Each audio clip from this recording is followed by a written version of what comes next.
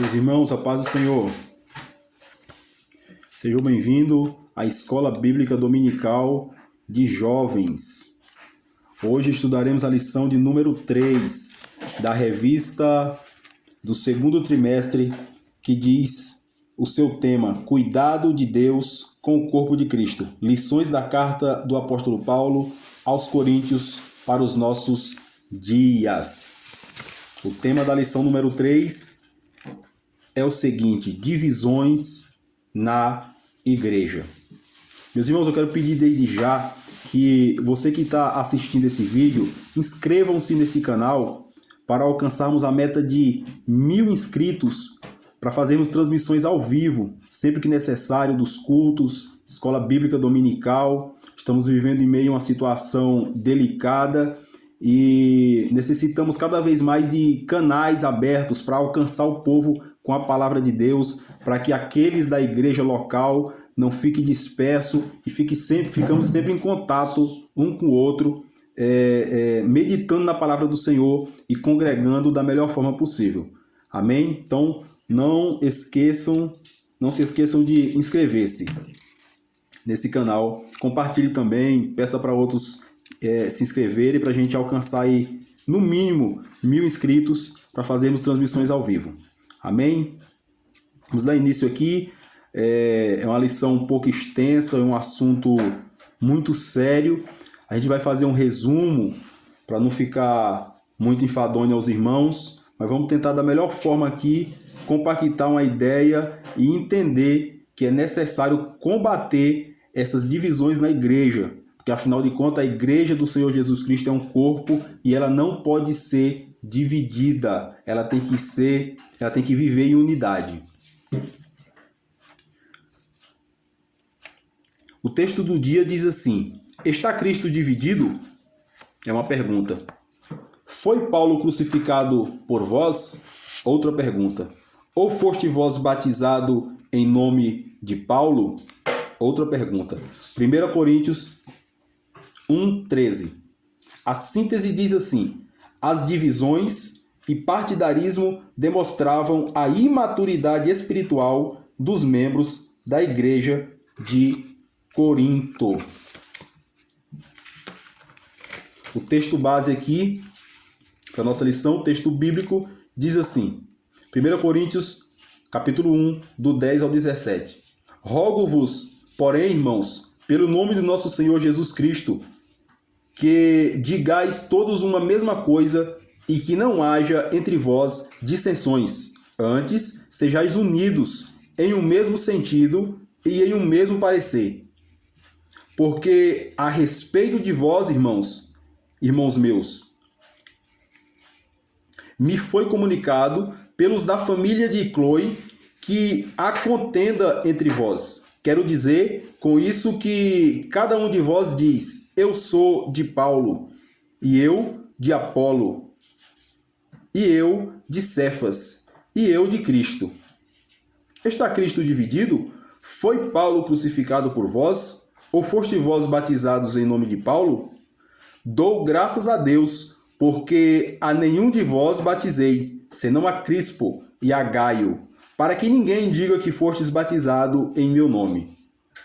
E batizei também a família de Estefanas. Além destes, não sei se batizei algum outro, porque Cristo enviou-me não para batizar, mas para evangelizar, não em sabedoria de palavras, para que a cruz de Cristo se não faça vã. Texto muito interessante. O versículo de número 10, eu vou ler aqui novamente para percebermos a necessidade que Paulo achou de escrever essa carta e de chamar a atenção daqueles para a unidade, para o pensamento, foco na mesma missão que o Senhor nos deu aqui na terra. Versículo 10. Rogo-vos, porém, irmãos, pelo nome de nosso Senhor Jesus Cristo, que digais todos uma mesma coisa e que não haja entre vós dissensões, ou seja, não haja discordância. Não pense cada um de uma forma, cada um para um lado, cada um fazendo o que dá na sua cabeça sem observar o que o Senhor Jesus Cristo deixou de instrução, deixou de mandamentos a ser seguido, de comportamentos a ser seguido. Antes, sejais unidos em um mesmo sentido, em um mesmo parecer. Glória a Deus. O comentário que o escritor dessa revista colocou aqui diz o seguinte, na introdução.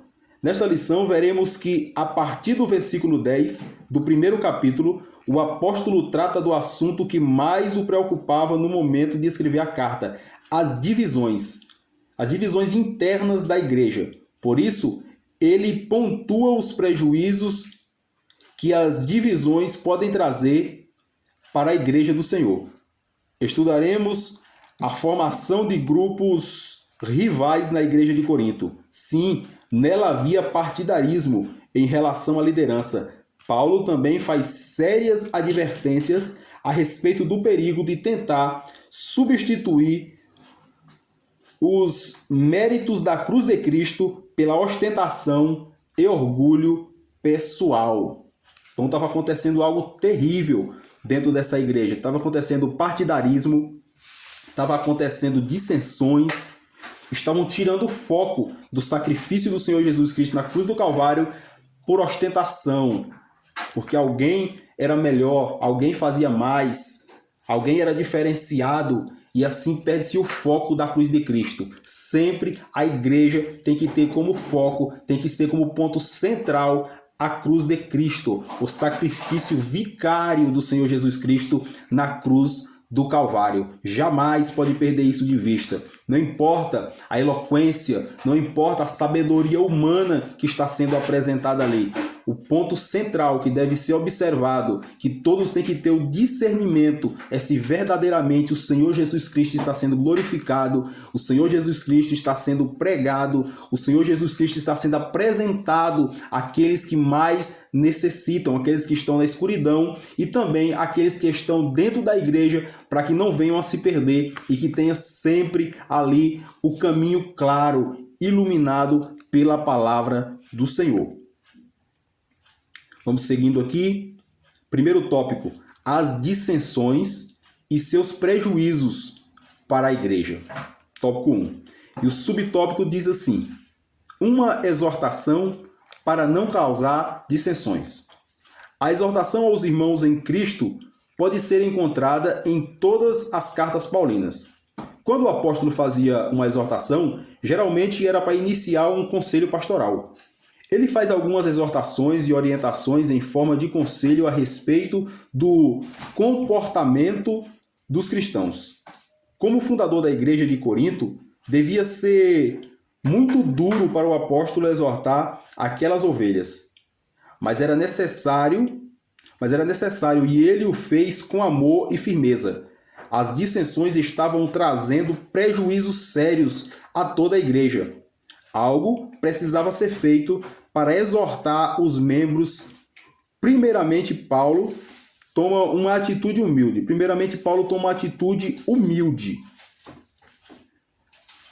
Ele, em momento algum, age de forma autoritária, iniciando algumas frases com a expressão rogo-vos. Rogo-vos. Essa é a expressão que ele usa. Paulo chama os membros de irmãos, que sugere uma ideia de amor fraternal. Por fim, evoca a autoridade do nome de Jesus, fazendo uso da expressão pelo nome de nosso Senhor Jesus Cristo.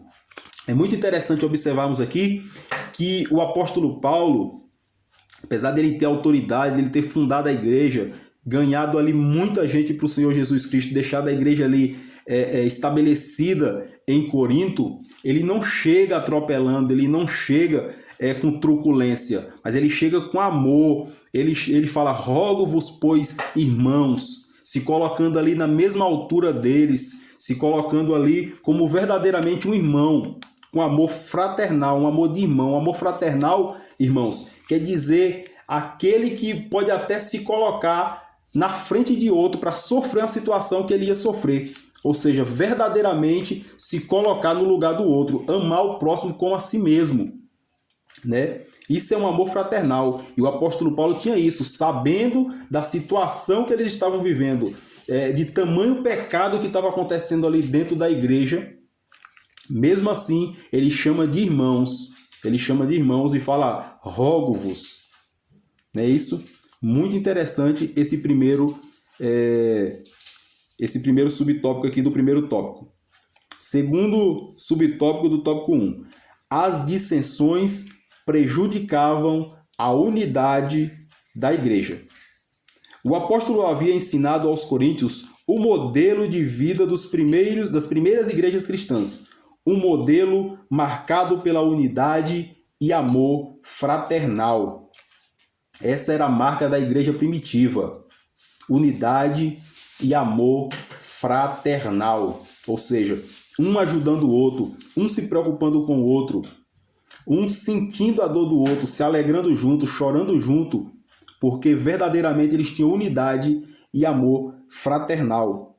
Aí ele segue dizendo aqui o escritor, uma das principais características da igreja primitiva era a unidade em perseverar nos ensinamentos dos apóstolos, na comunhão, no partir do pão e nas orações. No entanto, a igreja de Corinto era nova e seus membros ainda estavam acostumados com o modelo das sociedades romanas e gregas, que valorizavam o poder aquisitivo das pessoas e as classes sociais mais ricas. Ao contrário desse sistema social, nas igrejas todos eram iguais. Tinha escravos, pobres e marginalizados. Todos eram iguais em Cristo Jesus, e mereciam o mesmo tratamento amoroso e respeitoso. Ou seja, olha o perigo da cultura, o cuidado que tem que ter até na cultura quando se falamos principalmente na questão missionária. Chega em algumas outras nações que tem uma cultura totalmente diferente daquela que estão acostumados. Às vezes uma cultura é mais fácil do que a outra para ser mudada. Não fala a cultura geral, a cultura de coisas sadias, mas algumas culturas que vai contra a palavra do Senhor, que não expressa amor, usa as pessoas como objeto e etc.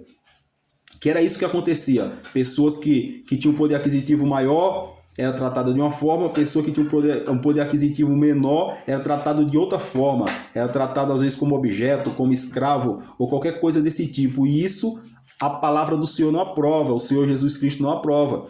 E isso aqui, o apóstolo Paulo veio, pregou, fundou a igreja, porém, quando ele se afastou, quando ele escreveu essa carta, ele estava em Éfeso, né? Então ele se afastou, e o povo começou a perder o rumo, perder os ensinamentos que Paulo tinha ensinado, porque outras pessoas se converteram. Muitas vezes, pessoas se converteram certamente por algum outro interesse de manipular e começou a criar pequenos grupos com ideias diferentes. Então, começou a criar dissensões no meio da igreja, né? Então, dentro da igreja do Senhor Jesus Cristo não pode haver isso de forma alguma. Todos são tratados iguais, todos aceitaram o mesmo Jesus que foi morto na cruz e ele deu direito a todos. A todos. Amém, meus irmãos? Essa graça foi derramada sobre todos, não por merecimento, mas porque ele nos escolheu e nos amou primeiro. Vamos seguir aqui. Terceiro subtópico do tópico 1.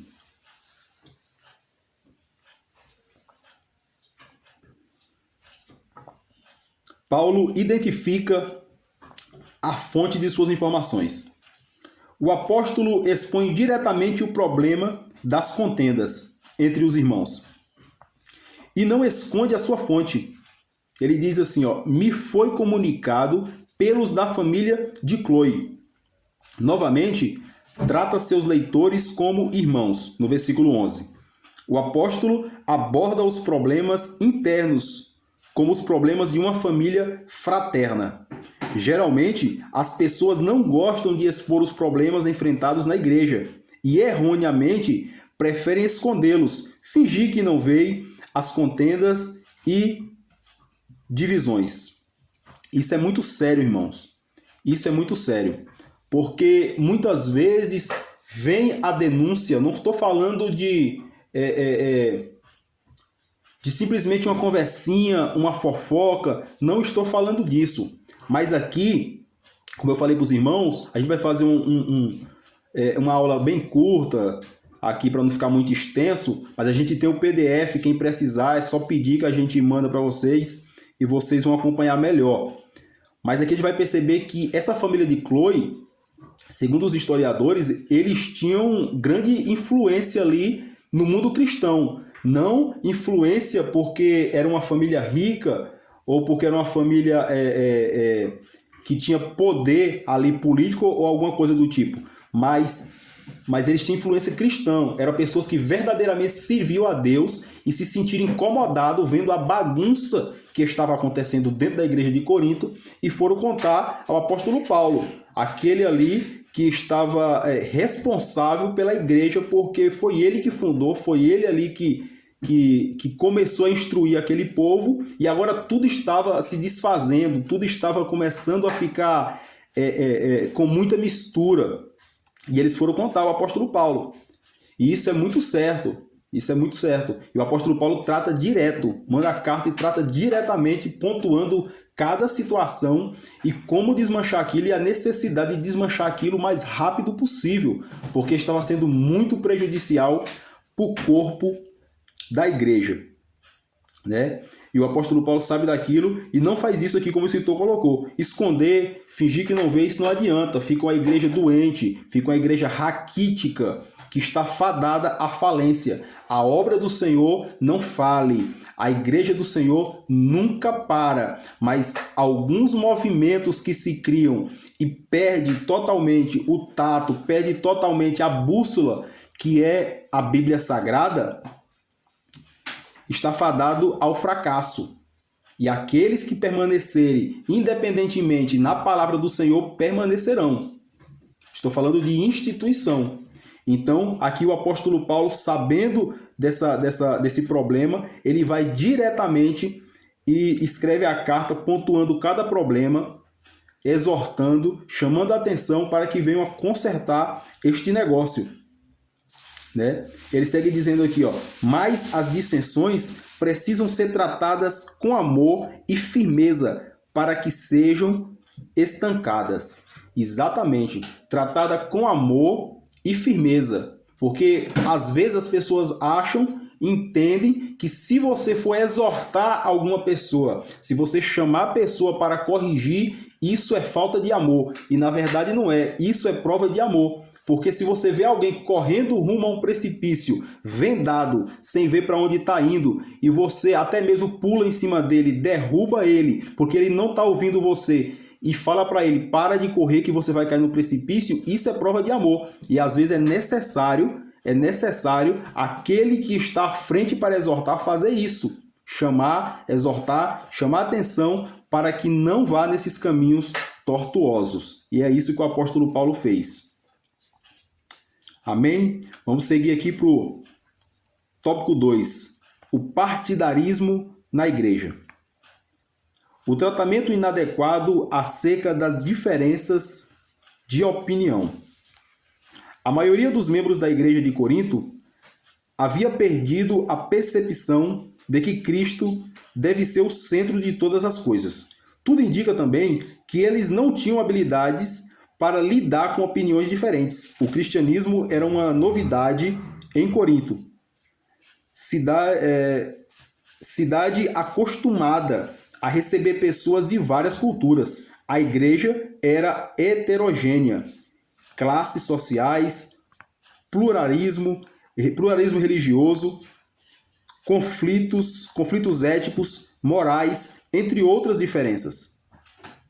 E ao que parece, alguns viam na nova comunidade a possibilidade de ter mais influência sobre os outros, por pura ambição. Ou seja, tinha pessoas entrando, como eu citei agora há pouco, tinha pessoas entrando na igreja porque perceberam que ali poderia montar um grupo e ele ali se sobressair, ser o líder, ser o centro das atenções. E aí foram criando partidarismo, foram criando partidos dentro da igreja, foram criando pequenos grupos, várias igrejas dentro de uma igreja só, por causa dessas pessoas que entraram com essas ideias diferentes, né? O outro subtópico aqui diz assim, ó, a formação de grupos rivais. Como resultado das dissensões, a igreja de Corinto acaba por se dividir em 4 facções. Cada uma delas seguia o seu pregador e líder preferido, Paulo, Apolo, Pedro e até mesmo Cristo.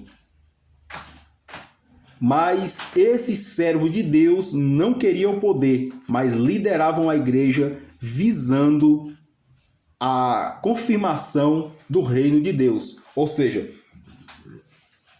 esses que aqui eram seguidos, esses que aqui cada grupo deu o nome, eu sou de Paulo, eu sou de Apolo, eles não tinham nada a ver com isso. Não era eles que citavam isso. O povo criou esses grupos por conta própria, criou essas facções. Ou seja, facções são grupos que divergem do seu pensamento.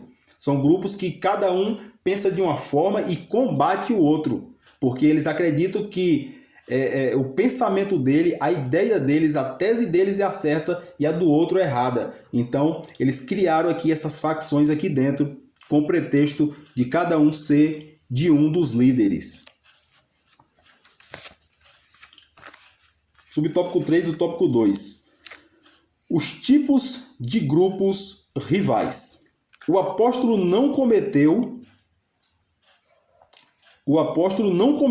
comentou a respeito das peculiaridades dos grupos, mas de alguma forma eles se identificaram com os ensinos apresentados por ele na carta. Parece que os grupos eram formados por aqueles por quem foram evangelizados e batizados, ou seja, por Paulo, Apolo e Pedro. Eles se guiavam pelo estilo de ministério e liderança de cada um, com espírito partidário. Forma errada, o certo tem que ser com Espírito Santo, unidade, não com espírito partidário. E aqui eles formaram alguns grupos. Com base nisso, é possível observar as especificidades de cada grupo. O grupo A, o grupo de Paulo, os primeiros cristãos, principalmente os gentios. O grupo B, o grupo de Apolos, membros que se converteram e se entusiasmaram com seu estilo eloquente. O grupo C, o grupo de Pedro, judeus de origem legalista. E D, o grupo de Cristo, aqueles que se achavam mais santos do que os outros, com base na justiça própria. Preste atenção, o que eles fizeram. O primeiro grupo aqui, o grupo de Paulo, certamente eles diziam: nós somos de Paulo, nós estamos certos, porque nós seguimos aquele que fundou essa igreja aqui. Então nós somos de Paulo, nós estamos mais certos que todo mundo. Os outros, de Apolo, por exemplo, chegavam e poderiam dizer: não, mas Apolo é o maior pregador aqui, é o maior eloquente, é o que fala mais bem, então ele está aqui no nosso meio, nós vamos seguir ele e o correto é seguir ele, porque ele ganha muitas almas.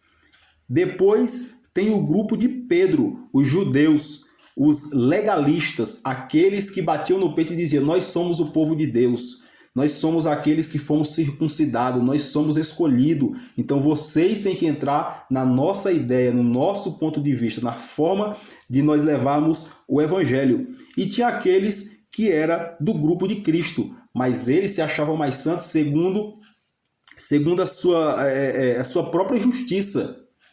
Ou seja, eu estou fazendo isso certinho, estou fazendo aquilo, tudo que está pedindo aqui eu estou fazendo, mas certamente esses que agem dessa forma não têm amor, não tem comunhão com os outros, mas acha que porque segue ali uma cartilha, segue ali um passo a passo, sem ter amor, sem ter comunhão, tá tudo certo.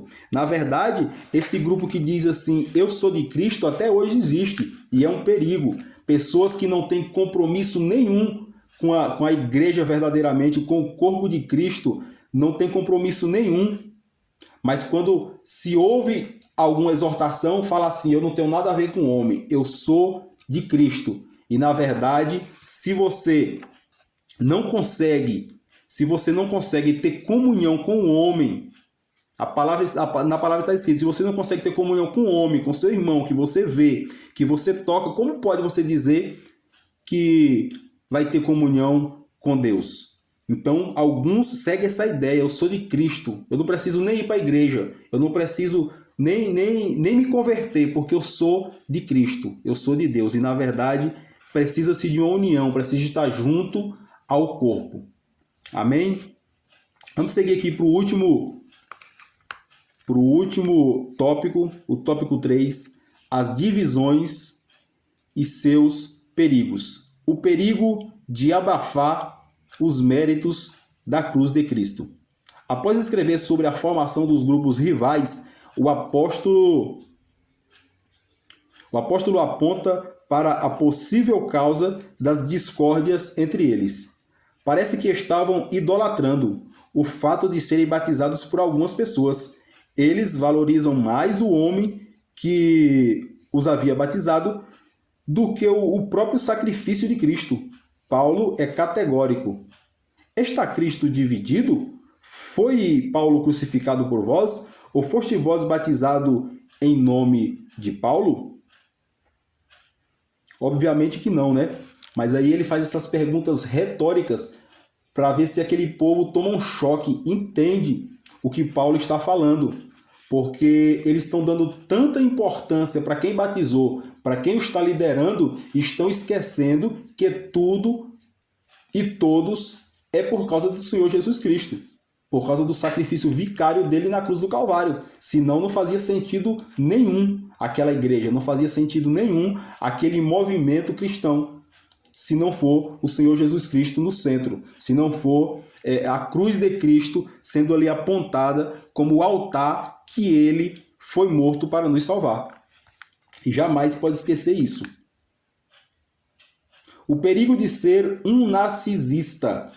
A palavra narcisista, ela significa uma pessoa que praticamente se idolatra, alguém que se acha melhor do que os outros, que está acima das outras pessoas.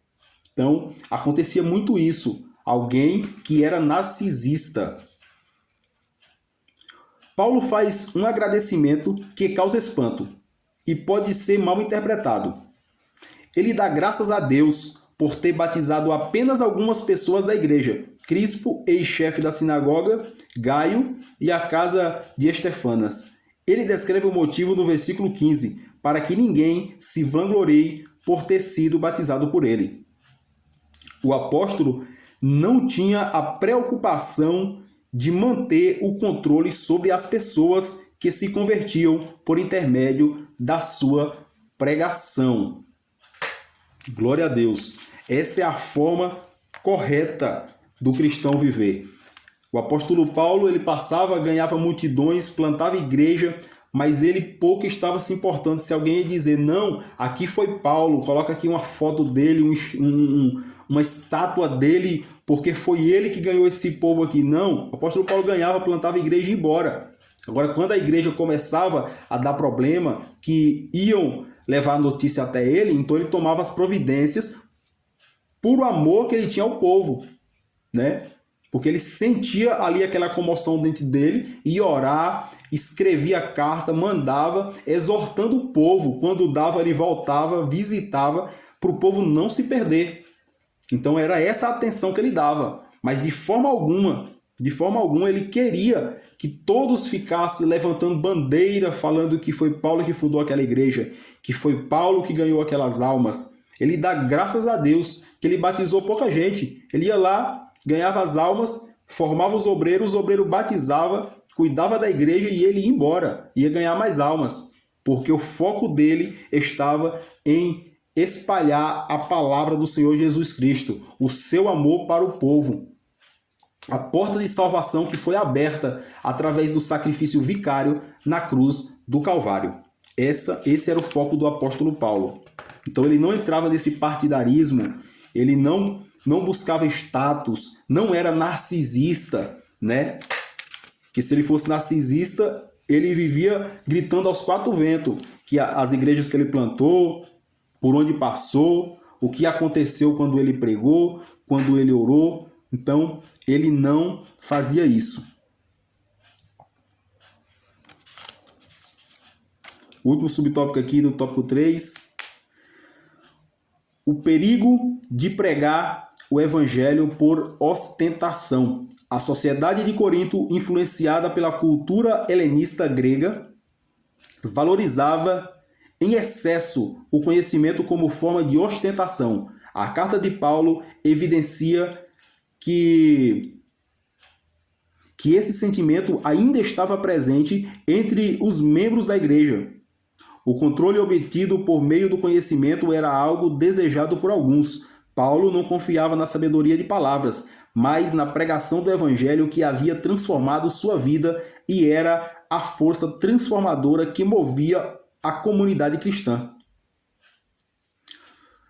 Nos dias atuais, é comum ver pregadores confiando apenas em uma capacidade intelectual e desejando somente a promoção do seu nome, do seu ministério. A pregação do evangelho não deve ter como objetivo projetar o pregador e nem trazer benefícios próprios, mas exaltar Jesus e a eficácia do seu sacrifício na cruz do Calvário. Glória a Deus. Esse é o foco da pregação, do pregador.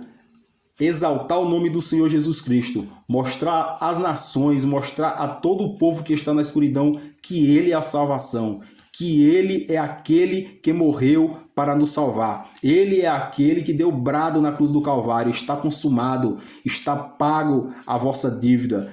O véu do templo se rasgou, permitindo que nós possamos entrar até o Santo dos Santos. É essa a pregação que deve ser feita. E jamais com foco em promover simplesmente o nome do pregador, para quando se acabar alguma pregação, alguém dizer, você viu ele, você viu o que ele fez, você viu que interessante, mas não, viu o que Jesus fez aqui hoje? A obra que o Senhor Jesus realizou nesse lugar hoje, essa tem que ser a conversa ao final de cada culto, de cada pregação. O que Jesus fez, o que Jesus está fazendo, o que Jesus está salvando. Porque o homem não é nada sem ele, sem o Espírito Santo, sem o poder do Deus Todo-Poderoso sobre a sua vida. Amém, meus irmãos? É uma lição muito rica, uma lição muito extensa. Tentei fazer o mais rápido possível aqui, somente um resumo, um subsídio aqui. Mas os irmãos que têm o PDF podem ler em casa, acompanhar, ir mais a fundo, porque é uma lição muito interessante de exortação para as nossas vidas. Amém? Aqui tem 2 textinhos aqui no final que diz assim, ó, pense, você ama a sua igreja como Paulo amava a igreja em Corinto? É uma pergunta. Segundo, ponto importante, precisamos seguir o modelo de Cristo, amar as pessoas e não viver em busca de recompensas pessoais ou do reconhecimento de homem. Amém, meus irmãos? O Senhor Jesus Cristo está vendo o seu coração, o Senhor Jesus Cristo sabe o que vocês estão fazendo.